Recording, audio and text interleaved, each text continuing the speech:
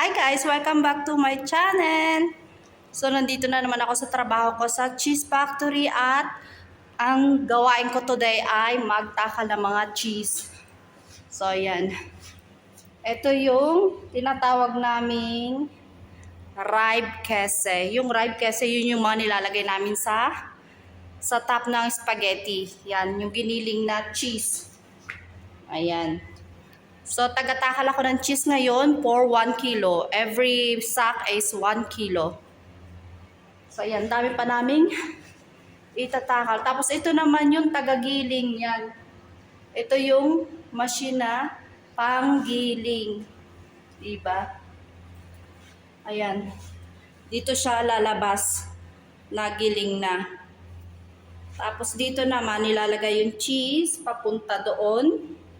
Papunta dyan, tapos papunta dito sa may machine na to. Ito yung gilingan.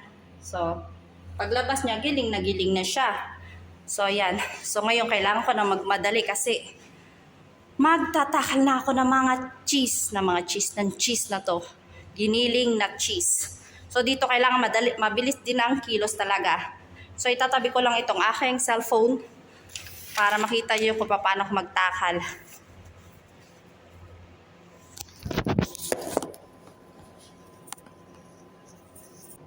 Kailangan ako. Medyo malabo guys yung camera kasi masyadong maraming ilaw dito sa amin, dito sa taas. Kailangan namin anong tawag dito? Gloves at ito, apron. Medyo malamig dito kaya nakabonet ako. So, ito yung aming timbangan. Ayaw ko lang kita yung bagay. So, ito yung may plastic kami. Plastic, yan. Kita nyo ba?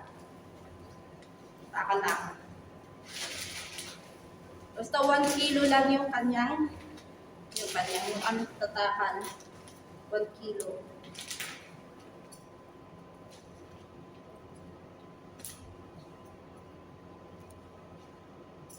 Yan.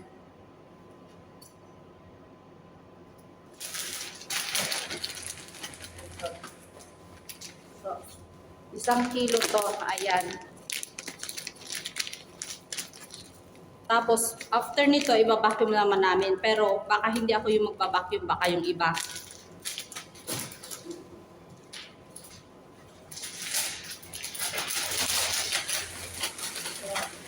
Kung napapansin nyo, mag-isa lang ako dyan kasi yung mga kasamahan ko ay nasa break time. So madalas pag nagbablog ako sa aking trabaho, madalas mag-isa ako kasi nga nasa break time yung mga kasamahan ko dyan sa trabaho at ako naman ay kakaumpisa lang ng magtrabaho ng 9 o'clock or 8:30. Inaasikaso ko muna kasi yung mga anak ko sa umaga bago sila pumasok sa school. Kaya nag-uumpisa ako sa trabaho ng 8:30 o kaya 9 o'clock. Mamaya na lang ako mag-break time ng 10:30 kasi dito sa trabaho ko kapag umaga ay meron 2 break time. Sa 9 o'clock at saka yung isa yung 10:30. So pag 10:30 break time 10 minutes. Pero pag 9 o'clock 15 minutes yon.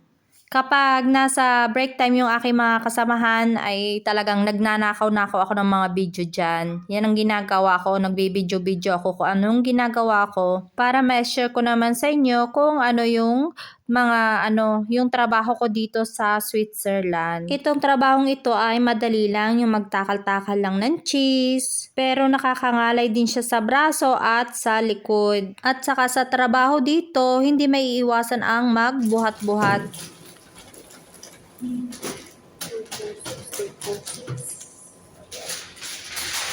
Diyan binibilang ko yung mga cheese kung ilan na ang laman sa isang basket. Kasi sa isang basket, sa green na basket na yan, dapat 12 pieces ang laman. Ibig sabihin, 12 kilo dapat ang laman. May mga bilang nga kung ilan ang ilalagay namin sa isang basket para mas madali naming bilangin kung ilan ang nagawa namin, kung ilan ang natakal naming kilo. Kasi kailangan naming ilista kung ilan mga natakal naming kilo na cheese na to. Syempre, lahat dapat naka-record yan. Kung napapansin nyo, ang cheese na to ay makalat kasi nga giniling siya, kaya siya makalat. Pero pag natapos na kami at natapos na rin yung paggigiling nila dun sa cheese, at saka naman kami maglilinis. Yung talagang linis na linis. Ang dami kaming gagawin ngayon. Kasi 4 kaming nagtatakal. So, ibig sabihin, marami talaga kami itatakal yan. Sobrang dami.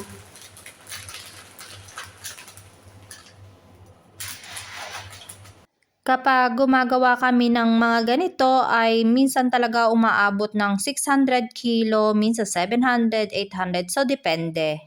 Maramihan kami talagang gumawa nito kasi in demand naman talaga itong cheese dito. Yung mga tao dito ay mahilig din kumain ng mga spaghetti na may mga toppings na cheese. So ito yung talagang nilalagay dun sa spaghetti, sa ibabaw ng spaghetti, itong giniling na cheese. Mabili talaga dito yung ganitong cheese.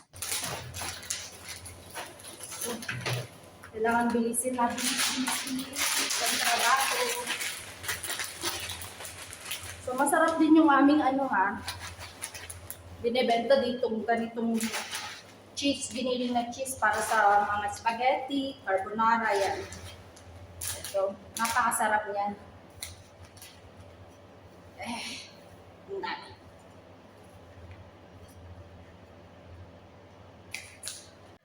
So, itong cheese na to, na giniling na cheese, ay mas madali siyang takalin kaysa dun sa cheese na giniling na na fondue. So, ito, napakadali talagang takalin. Binibilis-bilisan ko na yung kilos ko dyan kasi syempre, dapat dito mabilis ang kilos. At syempre, dapat maayos din ang gawa.